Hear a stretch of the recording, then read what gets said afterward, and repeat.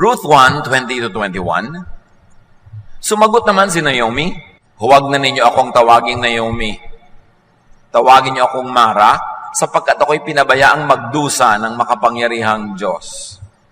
Masagana ang buhay namin ni Elimelech nang umalis kami dito, ngunit ibinilik ako ni Yahweh na walang anumang dala. Huwag na ninyo akong tawaging Naomi, sapagkat ako'y binigyan ng makapangyarihang Diyos ng matinding kasawian sa buhay." Ito, ang binabanggit natin, na ano ba yan? Wish ko lang, guni-guni o pakonsuelo de bobo. Talaga? Pinlano ng Diyos na pahirapan si Naomi. Papahirapan ko nga siya, sabi ng Diyos. Paghihirapin ko nga siya. Magdurusa siya. Kasi sabi ni Naomi, eto, pinabayaan kami magdusa ng Diyos.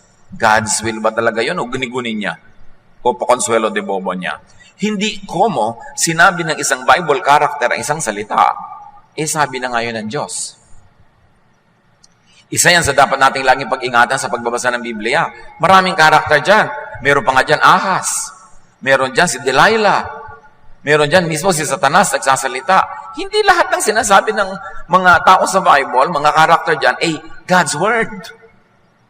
The Bible as a collection, we believe, has the inspiration from God to teach us, but not every sentence or every teaching or every guni-guni of everybody there could be taken as authoritative word of God. Kasi ang dami-daming kapahamakan ng masusuot mo.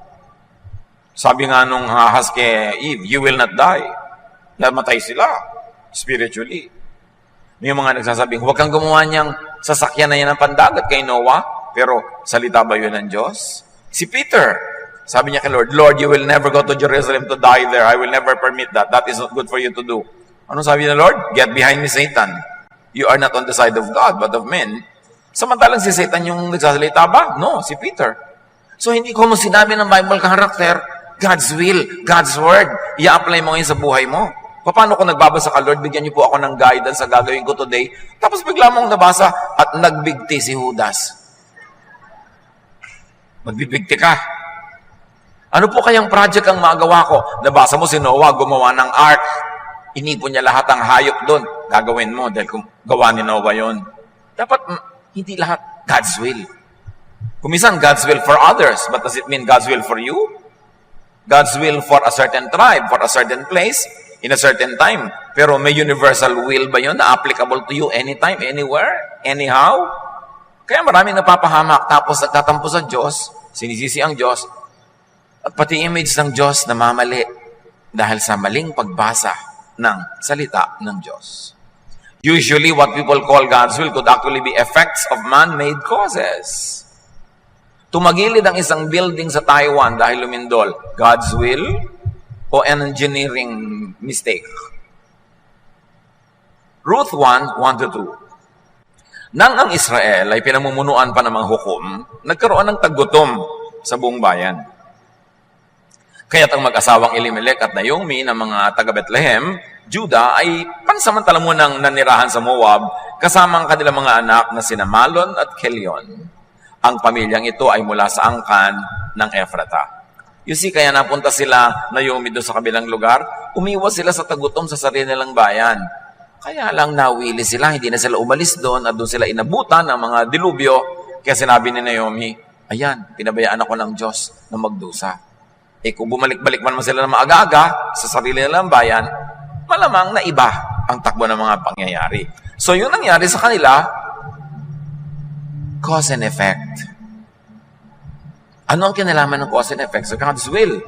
Pupuntahan natin yan maya-maya. Proverbs 22:8. Ang naghahasik ng kasamaan ay mag-aani ng kamalasan at hindi magtatagal ang kanyang kasamaan. So may cause and effect. Nag-ani ka daw dahil nagtanim ka. So bago mo sabihin God's will, isipin mo muna, cause and effect ba to? Bunga ng aking ginawa.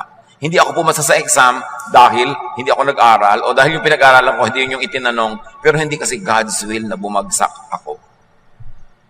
God's will could actually be natural fruit of neglect or inaction.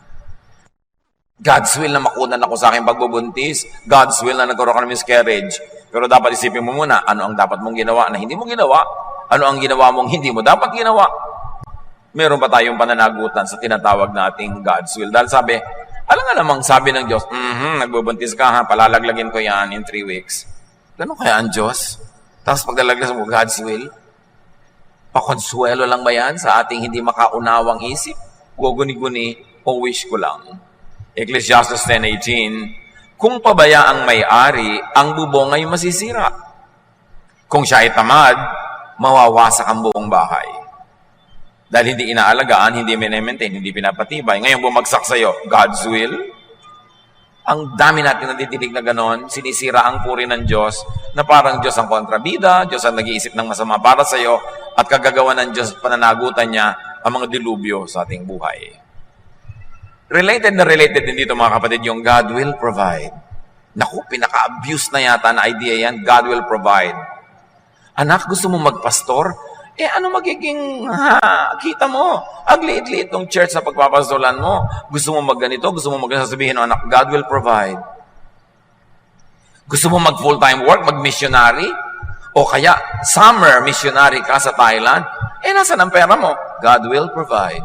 Ang ibig sabihin pala ng God will provide, manghihingi ako sa mga tao. Magdidilihensya ako o uutang ako. Ngayon, pag nagutom, hindi na kaya nagkaroon, sabihin, ay, God's will, na magutom ako dahil naging missionary naman ako. Walang provision na ginawa, walang ginawang plano.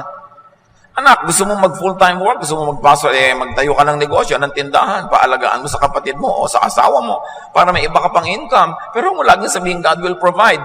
Kasi, yung pala, daing ka lang daing. Alam niyo yung maraming mga religious workers, mga missionary, mga pastor, talagang master's degree sa pagdaing, sa pagpaparinig, sasabing, naku, birthday na nga po sister ng anak ko prayer niya po sana talagang makagkaroon siya ng malaking party at meron po akong vision na isang makakausap ko ang magbabayad sa party. Nung hindi na ngayon makatiis itong tao dahil lagi siyang hinihingan, pinapaningan, sige na nga, ako na nga magbabayad dyan. Sabi niya, God's will.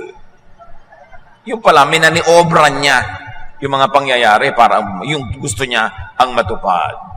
So, minamanipulate lang pala niya yung natural law. Yung natural law, syempre, pag nanghingi ka, nangutang ka, bibigyan ka, o ayaw pa rin, pero ang kulit-kulit mo, para na lang matahimik ka, binigyan ka, natural law yon. But you should remember that natural law is also within God's will. God, His will, reflected by nature. Like gravity. Gravity. It is God's will that if there is something that has mass and weight, and there is nothing to hold it or to suspend it from falling, malalaglag yan. Gravity yon. Natural law yon. May binitawan kang bola, walang sasalong iba, malalaglag. Kung babasagin yon, mababasag. Pero, ikaw na tao, na naakit-akit ang bundok, palakad-lakad ka sa mga pilapil, pakiambot-kiambot ka sa gilid ng mga bato, nadulas ka, nabago kang ulo mo, huwag sabihin God's will. Natural law was operational, but you should have done your part to avert an accident through also doing what is natural, like being careful. Mag-ingat ka, huwag ka doon dumaan, may iba kang daanan, natural law pa rin yun. So may general, universal law, God's will, which is natural law. But the details of application in people's lives could be affected, could be engineered by your behavior. Because your behavior is also part of natural law. If P, then Q. Nag-iingat ka, therefore hindi ka nadulas. Pero hindi, sasabihin ng Diyos, bukas, maglalakad yan sa gilid ng bundok. Ihuhulog ko siya. Yan ang God's will. Natulog ang napakaraming mga mananampalataya ng Diyos sa isang hotel na walang fire escape. Nagkaroon ng sunog, namatay silang lahat. God's will? O, somebody did not do his homework. Hindi chinek ang mga fire escape. O, dapat hindi doon piniling tulugan. Dahil hindi naman sasadyain ng Diyos, magka-camp kayo magko-convention kayo, lilitsunin ko kayong lahat sa isang sunog. God's will ba yun? Remember, there's a big God's will expressed in natural law. But the detail of how it applies to you could be engineered by your carefulness, by your skill. And sometimes, even despite your skill, nangyari pa rin yun na tinatawag ni Solomon na bad luck. Sabi niya, time and chance happens to all. Nag-practice ka, hindi ka pa rin pumasa. magaling ka, hindi ka pa rin nanalo, minalas ka. Yun ang sinasabi ni Solomon doon. Time and chance happens to all. But exception yon. Generally, what you plant is what you harvest. Actually, what people call God's will could be effects of natural law, as we have been saying all along. Why? God is the creator of nature. Talagang may gravity. Pagka ang isang eroplano bumagsak, hindi pinlano ng Diyos sa pabagsakin yon. May mga engineer siguro na hindi ginawa ang trabaho nila o humarap sila sa isang napakalaking turbulence, hindi na kaya ng mekanismo ng eroplano, bumagsak sila, pero hindi paplanuhin ng Diyos na pabagsakin sila. God is the author of natural law, and that natural law is impersonal. Merong mga tao na, naku, pagsakay sa eroplano, nakita, ay pastor, safe na po ako, nandito pala kayo. Talaga? Wala bang pastor na nakaka-plane crash? Pagkakasabay ka sa isang barko, ay, naku, hindi po tayo lulubog, nandito si pastor. Ang dami ng pastor na nalunod. So, kasi may natural law. And it is impersonal. Hindi i-accept ng Diyos yung isang barko dahil lang may Kristiyano doon na isa.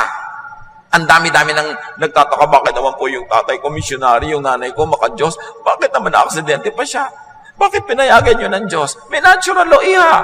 There are physical laws. Pag may collision, may madadamage yun. Yung nanay mo, nasa karap-harapan ng basya, ang napipi.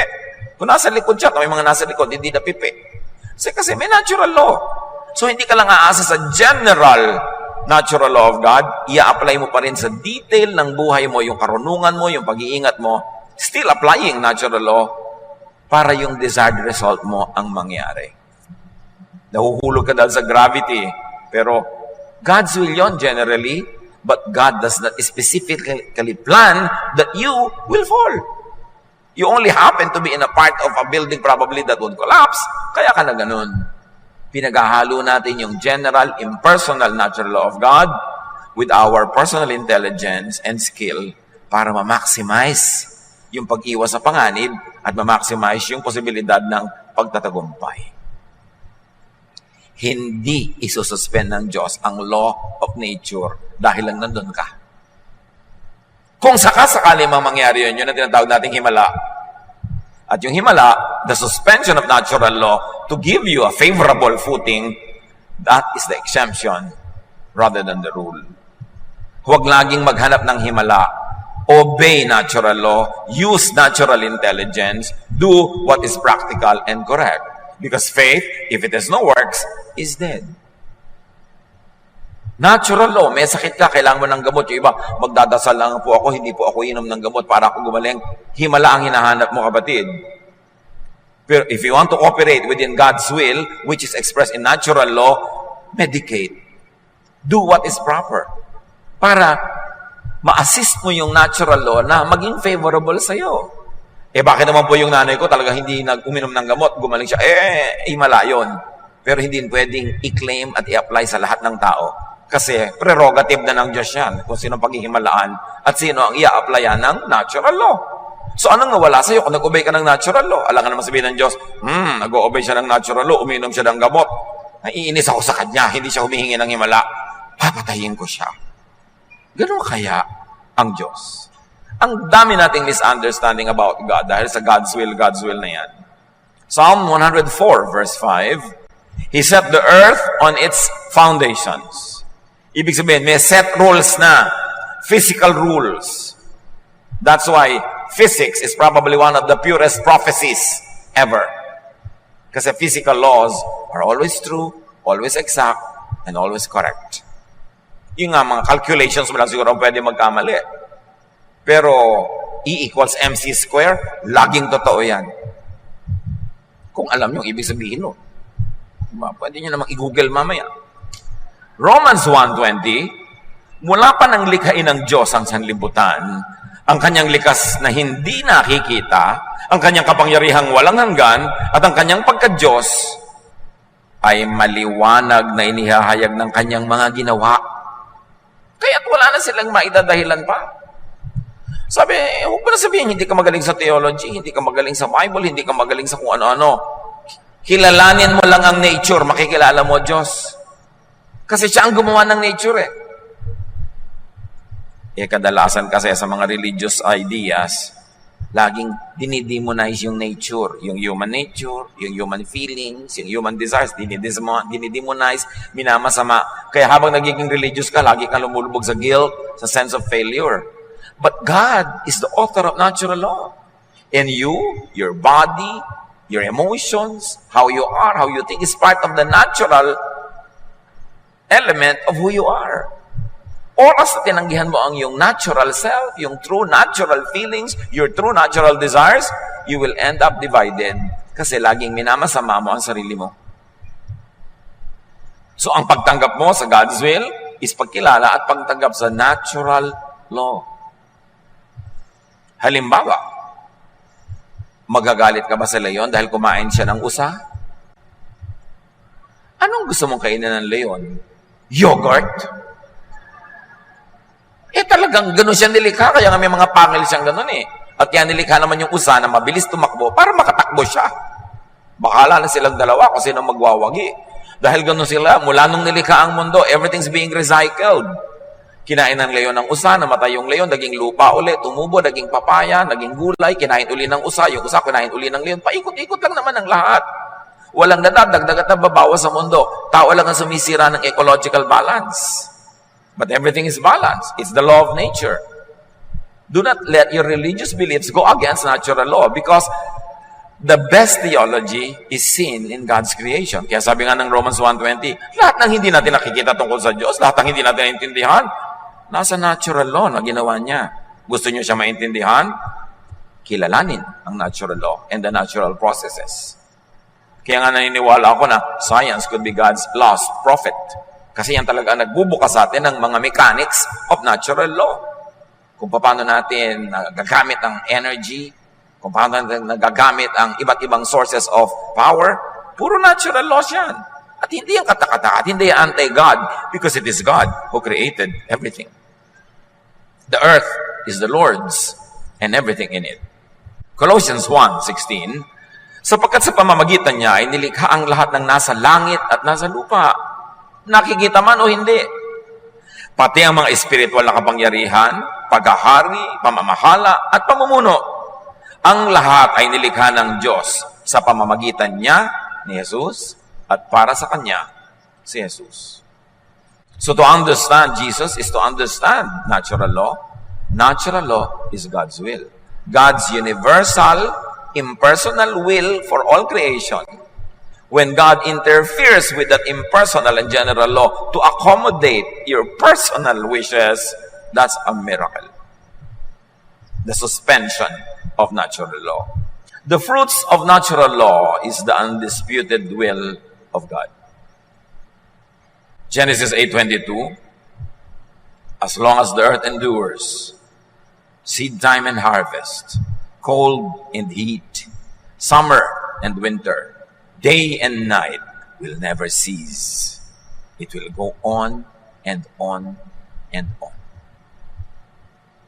But remember, natural law can work against you if you do not work alongside it. If you do not ride on it. Kaya kung mga magsasaka, lalo ng mga palay, harvest time na yung iba. Hindi ka pa nag-harvest ngayon, next week pa, ay nako, lagot ka. Kasi oras na naubos yung mga palay ng kapitbahay mo, yung mga dagang kumakain nun, wala nang ibang kakainin, kundi yung sayong natira. Lahat pupunta sa bukid mo, ubos ang palay mo. Kaya may time for everything. Hindi pwedeng sabihin, Lord, di po ba anak niyo ako? Di po ba naglilingkod ako sa inyo? Next week na po ako mag-harvest ng palay. Pigilin niyo po ang lahat ng daga. Natural law, nagugutom yung daga. Natural law, nandun yung palay mo. Sa palagay nyo, naturally, what will happen? Hindi yung palay mo kakainin. Huwag niyo paghimalain ng Diyos kung pwede namang sumunod na lang kayo in an ordinary way. I-respect niyo yung natural law. Tag-ulan, alam mong babaha sa mga gilid ng ilog, kahit gaano kakabanal, aanurin ka doon. Kailangan kang umalis doon. Hindi yung inaanod ka sa mga God's will. God's will, yes, in a general sense that nature will cause a flood to happen and anything that the flood can carry together with it will be carried no matter if it includes you. So, general will pa rin ng Diyos. Pero hindi pinlano ng Diyos na pagbaha, ipapaanod ko tong si Ana. o si Santos, o si ganito, kasi nandun ka. Luke 12:54 to 55, sinabi rin ni Jesus sa mga tao, kapag nakita ninyong kumakapalang ulap sa kanluran, sinasabi ninyo agad na uulan. At ganoon nga ang nangyayari. At kung umiihip ang hangin mula sa katimugan, ay sinasabi ninyong iinit. At nagkakaganon nga. So, sino ang tao na mabibless? Yung nakakaunawa ng natural law, which is God's will. Sasabay doon, sasakay doon, gagalang doon. Iaayon niya ang mga ginagawa niya according to that natural law, siya ang mabibless. Jeremiah 8:7. Naalalaman ng ibong palipat-lipat ng tirahan, ng bato-bato, ng langay-langayan at ng tagak, kung kailan sila dapat lumipat at kung kailan dapat magbalik. Ngunit kayo na aking bayan, hindi nyo nalalaman ng aking kautusan na dapat nyo sundin. Sabi ng propeta, migratory birds know when to leave, when to immigrate, when to emigrate, when to come back. Mabuti pa yung mga ibon. Alam nila ang mga signs of the times, ginagawa nila para hindi sila mapahamak. Kayo, aral pa kayo ng aral, dasal kayo ng dasal. Ang titigas ng ulo nyo, hindi nyo sundin ang aking kalooban. Pagkatapos gusto nyo mabless. So talagang merong cause and effect. Sinasabi sa geometry, if P, then Q.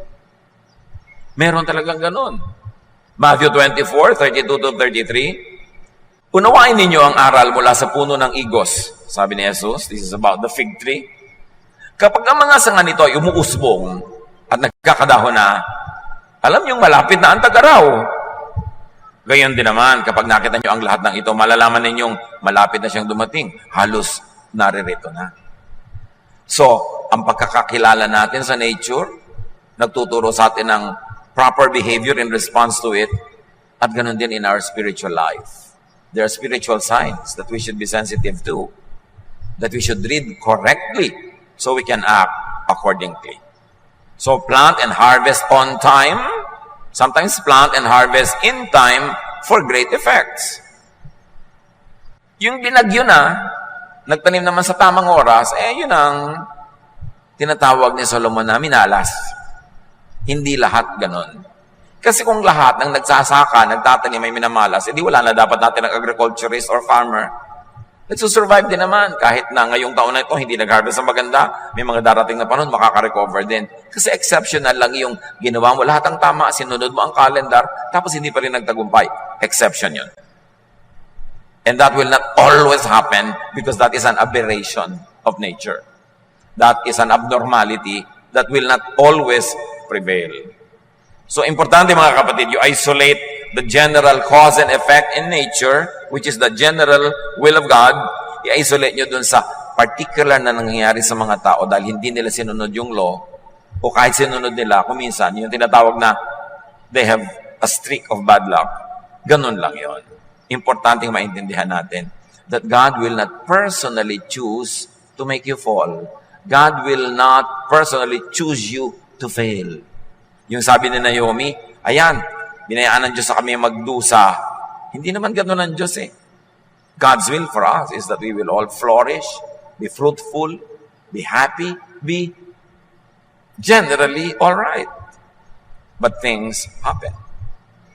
So in our lives, cognizant of and respectful of God's will, plant to harvest. Don't plant, and you don't harvest. Galatians 6:7 and 9, kung ano ang itinanim ng tao, yun din ang kanyang aanihin.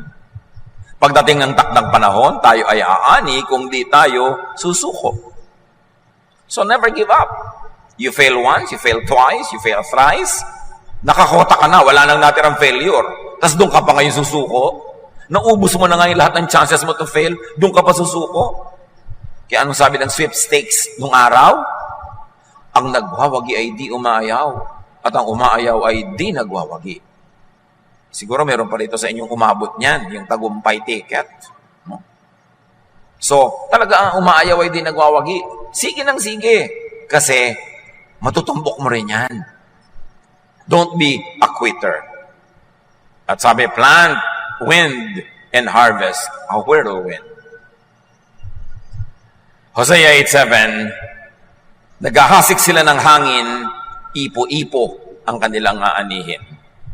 And this is so wonderful. Think of it, brothers and sisters. Laging ginagamit sa Bible yung example ng pagtatanim. Gumawa ka daw ng mabuti, aani ka ng mabuti. Kung anong tanim mo, yun ang ani mo. Ang totoo, hindi naman yun totoo. Yung ang tanim mo, yun ang ani mo. Look, magtatanim ka ng isang buto ng atis. Let's say, tumubo, lumaki, namunga. Ang aanihin mo ba, isang buto rin? No! Sangkaterbang atis at sangdamakmak na buto ng atis. So, totoo, inaani mo ang yung tanim, pero may multiplication na nangyayari. Nagtanim ka ng isang buto, ang dami-daming bunga ang aanihin mo every season, ang dami-daming buto. Ngayon, isipin nyo, nagtanim kayo ng kabutihan, konting kabutihan.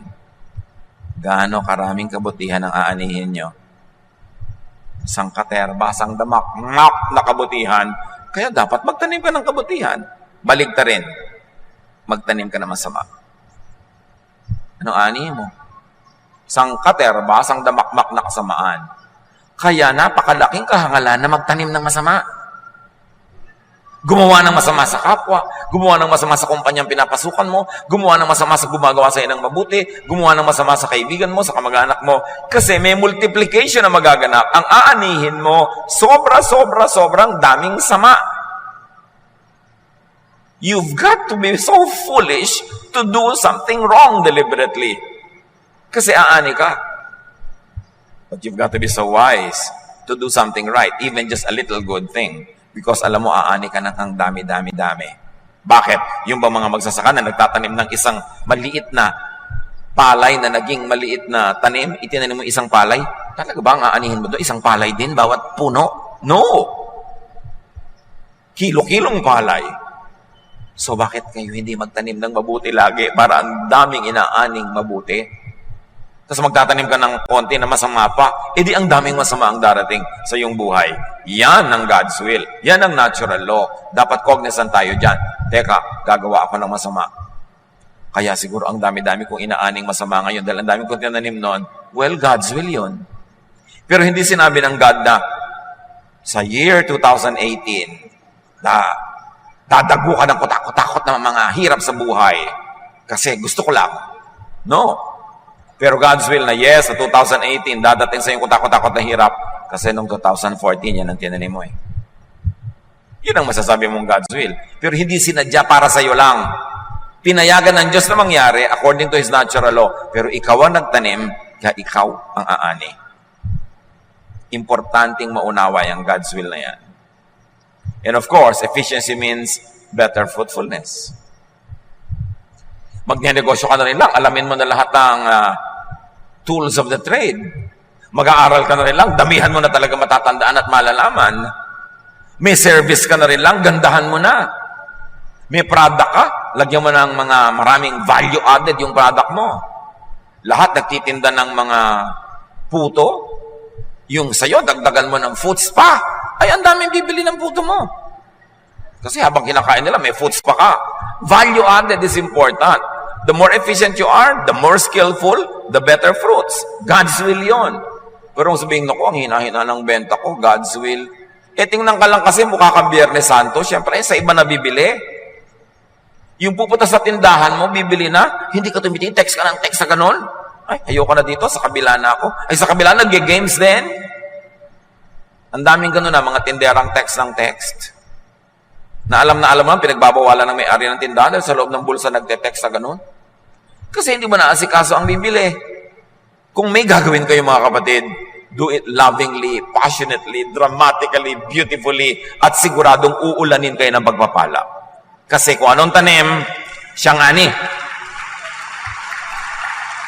So ang tanong, anong inaani nyo ngayon? Tanim nyo yan. Tanim nyo yan. Kung minsan man, di ko nagtanim, pero yung asawa mo siya ang nagtanim, naging asawa ka, dinadamay ka na ngayon sa ganda ng ani. Pero kung minsan naman, ang dami niyang inutangan noon, napangasawa mo ngayon, ikaw ang sinisingil. God's will pa rin yun. Kasi, siya ang pinakasalan mo. Kaya pinipili mo rin nagkakadamay-damay tayo sa buhay.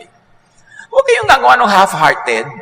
may isasubmit kang project sa school, yung baba ng grade, napagod ka na rin lang, ganda mo na. Ngayon, nagbebenta ka ng insurance, nagbebenta ka ng kung ano, kotse. Alam mo naman, sa 100 presentations, baka 5 lang yung bumili. So gusto mo ng 50 bibili, gumawa ka ng ilang libong presentation. By virtue of statistics, marami kang makukuha dyan. Pag may gagawin kayo, do it passionately. Do it lovingly. Sabi nga, do it as you are doing it for the Lord. Because you are doing it for the Lord. Not meaning na siya ang makikinabang, kundi sinasakyan nyo ang natural law na siyang may gawa, therefore it is high worship. To observe and respect natural law is high worship because you are observing the law of the one who made the earth and everything in it. Ecclesiastes 11, 1-2. Ito ka sa paggagawa ng maraming presentations. Mag-aagis ka ng tinapay sa gitna ng karagatan at may mapapakinabangan ka pagdating ng araw. Hatiin sa 7, sa 8, ang kalakal mo pagdating mo masisiguro kung ano ang masamaang mangyayari sa mundo. Figure of speech. Sa pangangalakal daw, magpadala ka ng maraming barko, magpadala ka ng maraming train. Damihan mo kasi hindi mo alam kung ano na magkiklik dyan. So kung 2 lang, 3, buhay ka pa rin. Pero kung nagkiklihat, hindi imagine, ang dami kong magkiklihat. So gano'n, kailangan diversify a little bit, but not too much. Meron ka dito, meron ka dito. Don't all of your eggs in one basket. Meron ka dito, meron ka dito. Ano mangyari? Meron ka dito. Kaya yung mga laging may bukid lang sila sa probinsya, kung minsan nagkaroon ng tagsalo at baha, o kaya walang ulan, gutom na sila, pero maganda kung meron din silang konting negosyo sa syudad na hindi dependent masyado sa nature. Commerce, trading, whatever. Meron ka dito, meron ka doon. Mga pamilya, dapat hindi lang isang tao ang kumikita, tapos ang lahat kumakain. Para ba, kung namatay yun, nagkasakit yun, di gutom na kayo lahat. Dapat maraming income na pinanggagalingan. Yung sasabing, throw your bread, cast your bread upon the waters. Invest in this, invest in that. You don't know which one will flourish. That is natural law. Ecclesiastes 11:6. Sa umaga, inihahasik mo ang iyong binhi. Hindi ka tumitigil sa paggawa hanggang gabi, sapagkat di mo tiyak kung alin ang magbibigay sa iyo ng tagumpay. O kaya'y umaasa kang lahat ay iyong papakinabangan. Nagtanim ka na, pagkatanim mo, may iba ka pang ginagawa. Yung parang Lady of Proverbs 31. Nagkakalakal, nagpo-produce, may ginagawa. Kasi hindi mo naman alam kung alin magkiklik. Paano ko nag-click lahat? Di ang saya ng buhay. Sumakay sa general and universal natural law and will of God, pagkatapos, umasa, manalangin na yung personal effect nito sa buhay mo ay maging kapakinabang sa iyo. Ecclesiastes 11, 3-4. Kapag ang ulap ay maitim na di makaya ang hangin, nagiging ulan itong bumubuho sa daigdig. Kung saan nakahapay ang punong kahoy, ay doon ito mabubuwal. Ang naghihintay sa pagtigil ng hangin, ay di kailanman makapag-ahasik ng kanyang binhi. At ang nag-aalala sa patak ng ulan, ay di makakapag-ani. Pag daw sobra ka matatakotin, ayaw mo mag-risk, ayaw mo magtanim dahil baka bumagyo, baka ayaw mo mamuhunan, baka ka malugi, ayaw mong sumubok sa isang trabaho dahil baka ka mabigo, ganun, walang mangyayari sa buhay mo. Hindi lahat ng pagtatanim ay may ani, pero ang lahat ng hindi pagtatanim, tiyak na walang ani.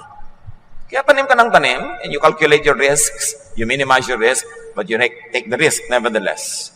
Because the general law of nature is that nagtanim ka, aani ka. God's will means natural law. Cause and effect. More personally, God's will could mean the result of doing what can be done. Hindi mo lang iaasa sa natural law, you will engineer natural law. Like the rivers are being engineered through dams, the wind is being engineered through wind power. May engineering na nangyayari. Hindi yan interference with God's will. Yan ay pag-unawa ng God's will at pagsakay dito to your advantage. But sometimes also, tulad din sinasabi minalas o sinuwerte ni Solomon, God's will could be the result in spite of what you do. Nag-aral ka naman, hindi ka pumasa. Permissive will. Kasi hindi mo lang natsyempohan. Ipinagdasal mo pero hindi nagtagumpay, bihira yon. Pero nangyayari talaga yan. Huwag ka magtaka, huwag ka magtampo. Just keep trying. Dahil sabi nga, cast your bread upon many waters. Pagkatanim mo ng isa, may gagawin ka pang iba.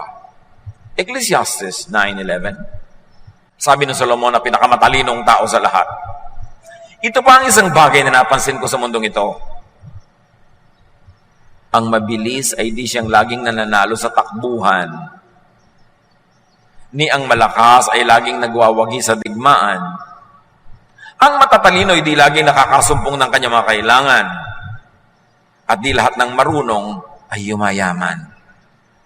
Napapansin ko rin na di lahat ng mga may kakayahan ay nagtatagumpay.